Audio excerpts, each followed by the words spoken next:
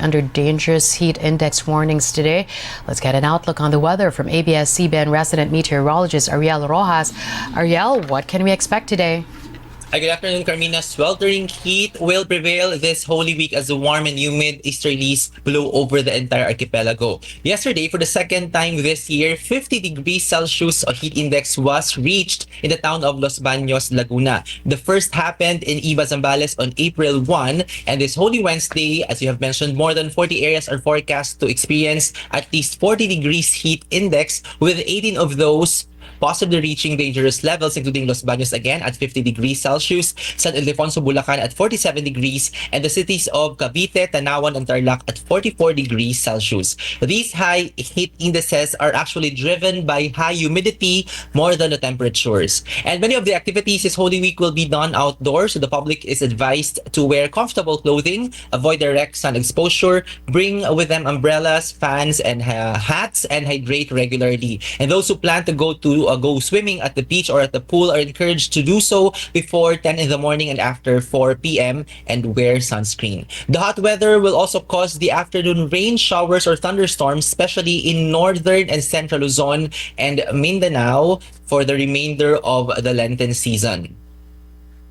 Here in Metro Manila, feels like temperatures may reach 42 to 43 degrees Celsius as hot and dry conditions will persist, especially from Monday, Thursday to Easter Sunday. That's the latest on the weather. This is Ariel Rojas. Back to you, Carmina. Thanks a lot, Ariel Rojas there joining us live. Operators of expressways bracing for the surge of motorists heading out of Metro Manila for the long Holy Week break starting this afternoon until Thursday. Job Manaha now joins us with a look at the situation at the North and South Luzon expressways. Job, what more can you tell us? Carmina, light traffic is being experienced in most lanes here at the NLEX Balintawak Toll Plaza. However, as you can see behind me, there's already a build-up or cars are slowly moving in the cash lanes northbound of NLEX.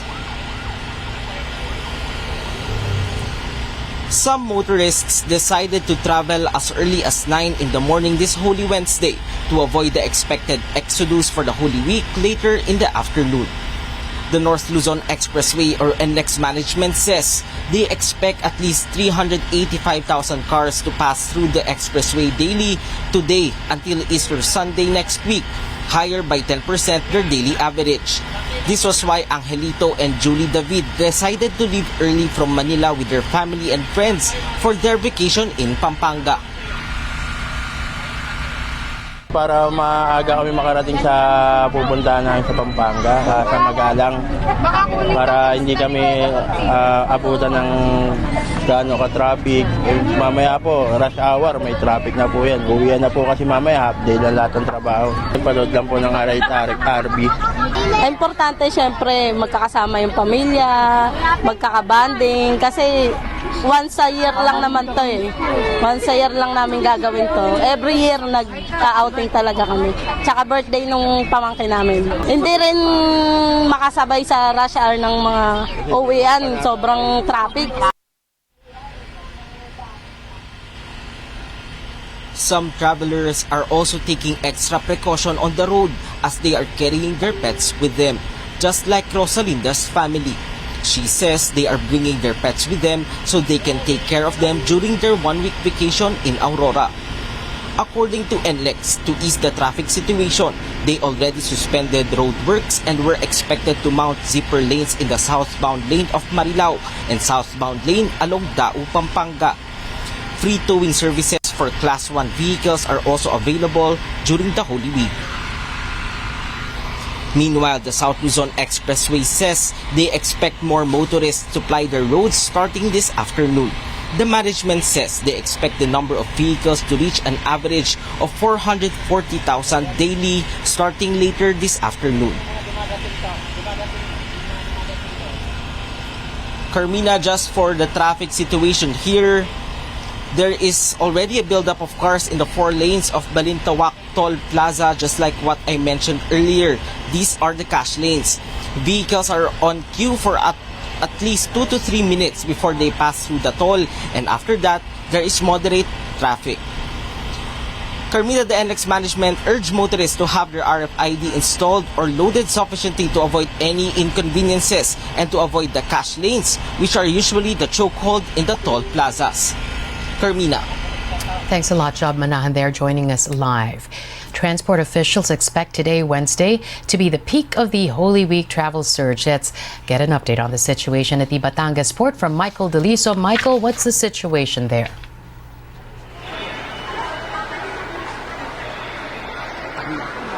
Go ahead, Michael.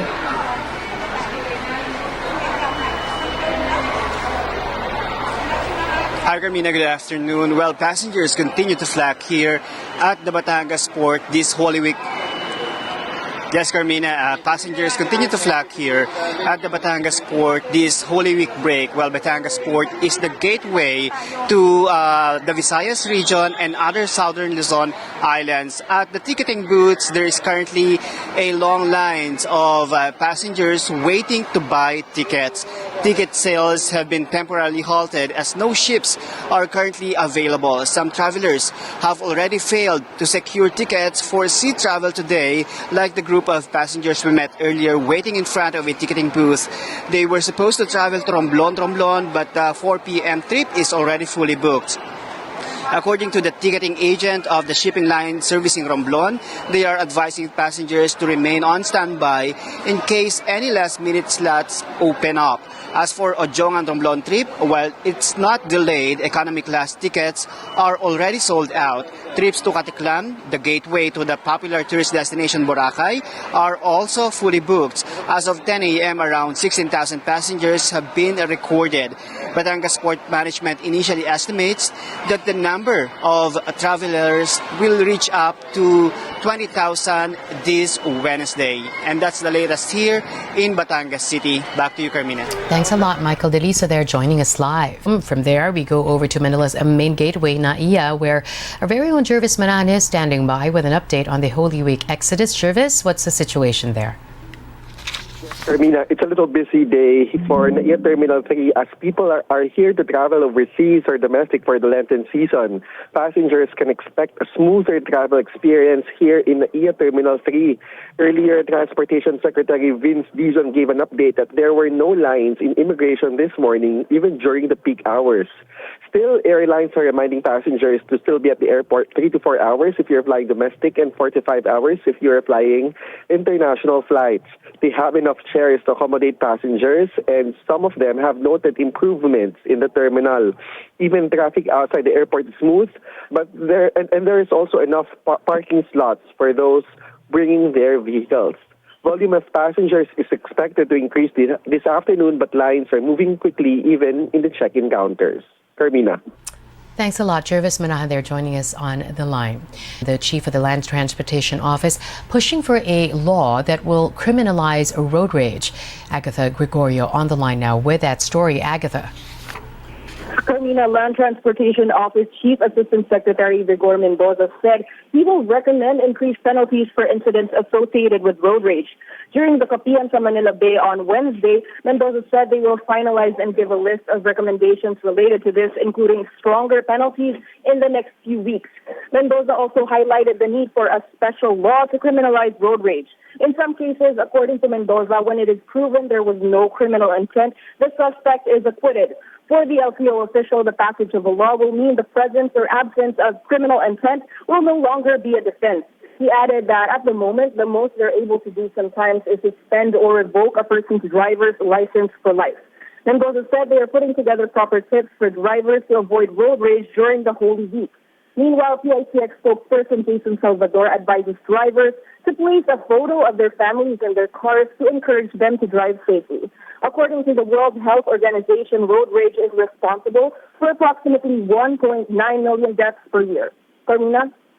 Thanks a lot, Agatha Gregorio there joining us on the line.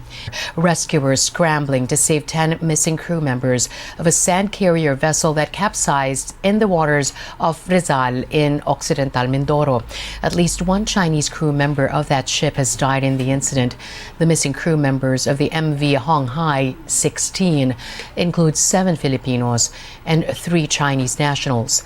The Philippine Coast Guard says they could be trapped in the ship's engine room. 14 other crew members were rescued. The Coast Guard has also set up oil spill containment booms around the vessel, which is being operated by Keen Peak Corporation. In other news, Duterte Youth Party List Chairman Ronald Cardema slams the case filed against him by the National Bureau of Investigation.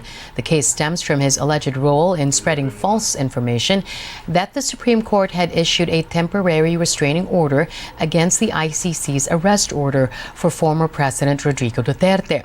Cardema insists he should not be the target of the NBI's investigation, claiming he merely heard the news and was not the original source of the information. Sinasabi ko nga kanina, kung ano lang ang narinig ng milyong-milyong Pilipino noong mga oras na yon, yun lang rin ang narinig ko. Dun sa Villamor Air Base, siguro lampas 20 doon na tao ang nagsasalita patungkol doon sa TRO. Bakit kinakasuhan nyo ako doon sa narinig ko lang? That news, I am not the originator of that news. If I really had intention to share it, I had the Duterte Youth page with 900,000 followers. I had my own page which has 60,000 followers. Why did I not share it there? Meron lang kasing reporter na nagtanong anong masasabi ko tungkol dun sa TRO. At meron rin nagsabi dun sa tabi, may inisyu na. So, yun lang ang aking sinabi. From what I can